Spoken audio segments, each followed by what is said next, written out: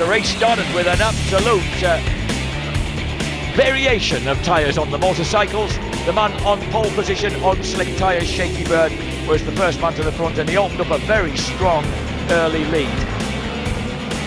One or two guys completely off the track early on. Remember that the ultimate winner, John Kirkham, was coming off the fourth row of the grid.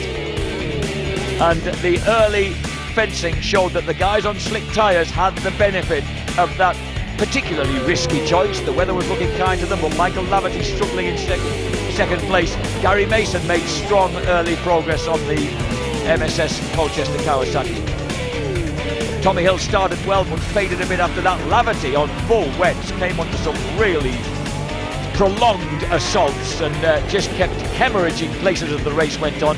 Steve Brogan went down dramatically on the Gentin Honda at Clervaux. And once again, Michael Laverty losing out, and this time the man who punches his way through is Samsung Crescent Suzuki's John Kirkham. Problems for Michael Rutter on the riders' motorcycles, Batham's Rapid Solicitors Ducati. He pulls out with a broken gear lever, and then it's an engine blow up for the early leader and championship leader Shaky Bird. He goes out with a stricken engine. The pace car comes out, and then it's all to play for in the last 8 laps, and John Kirkham, as predicted by James Whitham, decides he is going to have an assault on the leaders, and he rips past his teammate John Hopkins, and from that point on he looks relatively in command of the race.